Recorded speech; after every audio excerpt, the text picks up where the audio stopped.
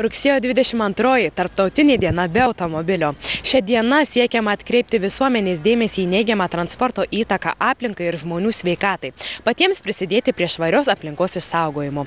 Žmonės raginami bent dieną mieste įsiversti be automobilio, ieškoti kitų susisiekimo priemonių, eiti pėsčiomis, važiuoti dviračiu. Paklausinėjome ir prieniečių, gal be automobilio būtų galima ir įsiversti?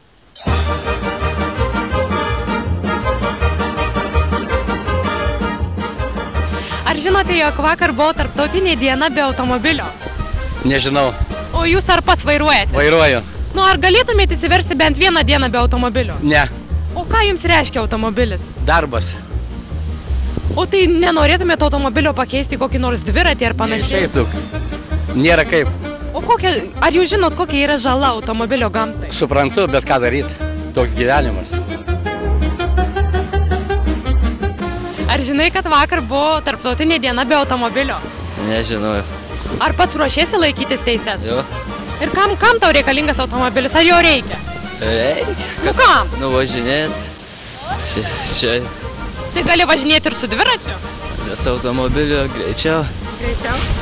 O ar žinai, kokia automobilio žala gamtai? Jo, žinau. Kokia? Teršia aplinką.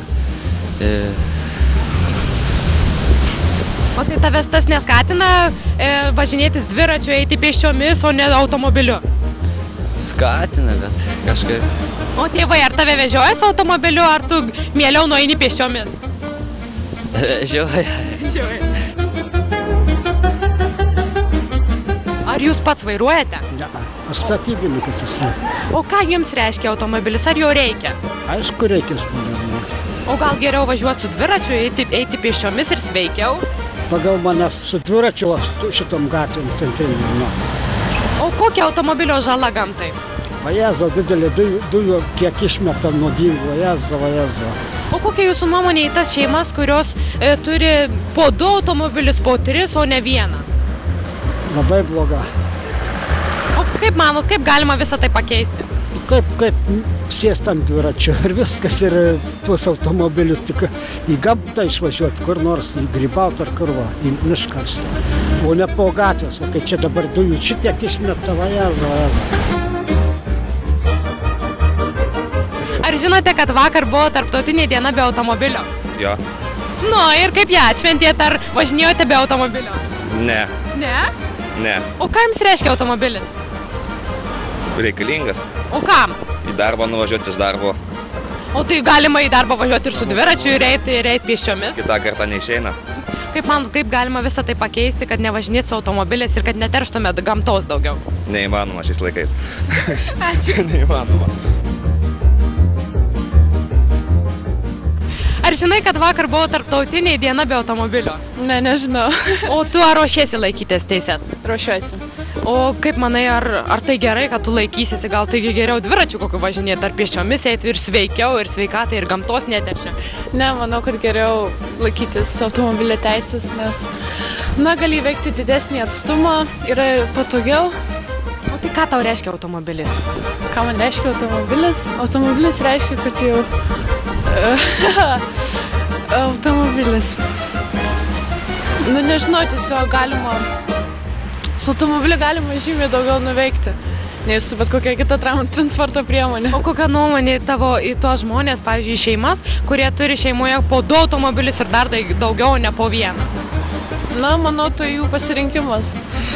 O kaip manai, kaip visą tai galima pakeisti ir neteršti daugiau aplinkos? Galbūt išrasti kažkokius automobilius, kurie būtų ekologiški.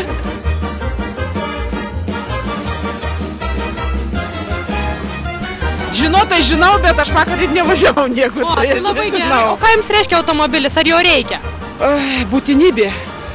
O tai galima ir su dviračiu įveikti visokius atstumus ir pėsčiomis, nebūtina tas automobilis? Mes gyvenam nuo Prienų 14 kilometrų. Esam invalidai, dėl stuburo kojas protezuota, taip kad man dviratis jau viskas, kryžius. Supratau. Ėjimas dviratis kryžius, mašina yra pagrindas. Ar žinot, kad vakar buvo tarptautinė diena be automobilio? Girdėjau, kad palaukit, ar ne savaitę čia buvo kas. Ne, tik tai diena. O ką jums reiškia automobilis?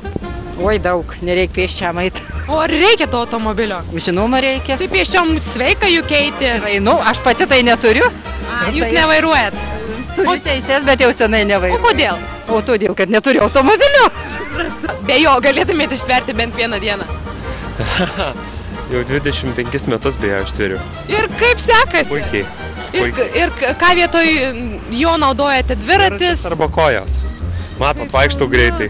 O tai kokia jūsų nuomonė į tuos žmonės, kurie naudoja automobilį ir neina pėsčiomis už tai ir nevažiuoja dviračiu? Jeigu tai nekenkia sveikatai, tai yra gerai, bet jeigu kenkia, jau blogai. O tai kokia automobilio žala gamtai? CO2 išmetimas šiek tiek turi žalos, bet neypatingai. Gal daugiau turi, sakyčiau, gyvulių išmetamos dujos, žmonių išmetamos dujos. Per daug sureikšminta yra automobilių tos dujos išmetamos. Nėra tai blogai, kaip atrodo.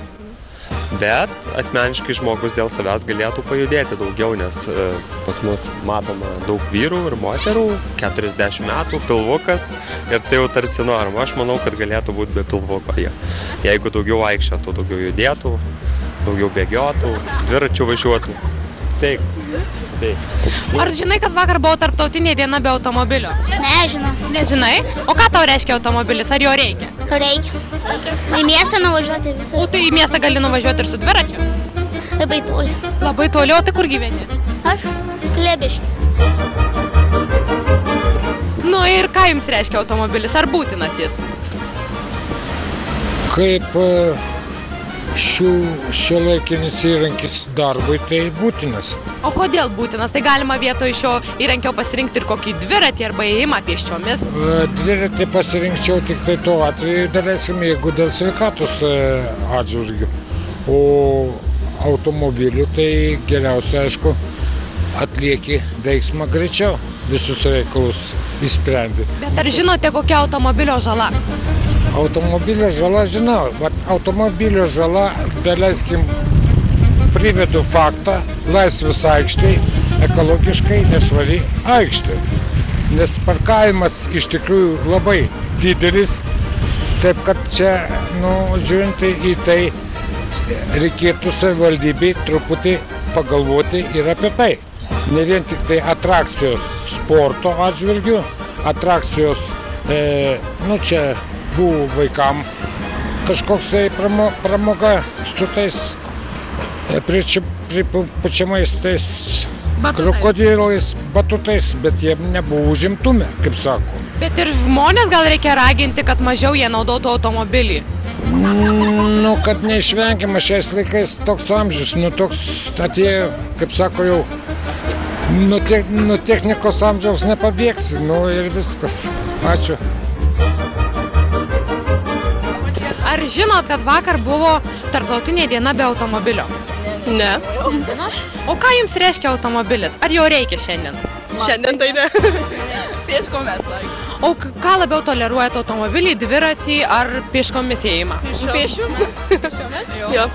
O automobilio reikia ar nereikia? Man tai jau nereikia, ne. O ateityje tai ir nesiruošia laikytis teisių? Galvoju laikytis, bet nežinau kaip bus. O kokia automobilio žala gamtai? Oras.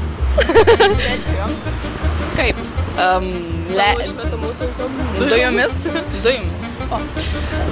Nežinau. Tai žodžiu, reikia automobilį keisti į dviratį? Jo, geriau būtų. O ką jums reiškia automobilis? Daug ką reiškia. Ar geriau dviratis negu automobilis? Man dviratis geriau. O kodėl geriau? Ką žinau. Ir benziną nereikia naudoti ir vienas dalykas oro negadina, kaip sakant. O ką galvojate apie tuos, kurie kiekvieną dieną važiuoja su automobiliu, tarkim netgi ir 100 metrų iki parduotuvės? Nežinau. Keista, net tiesiog tokį kelią negali daryti, kaip sakant. Nežinau net ką pasakyti. Pripratint žmonės, tikriausiai. O ar žinote, kokia automobilio žala gamtai? Ne tik gamtai ir žmonėm. Kokia žmonijai? Visiems vaikams ypatingai. Iš visų apklaustųjų prieniečių susidarėme nuomonę, jog automobilis būtinas kiekvienam. Tačiau mes raginame automobilį naudoti tik būtiniausiems reikalams. Daugiau judėkit!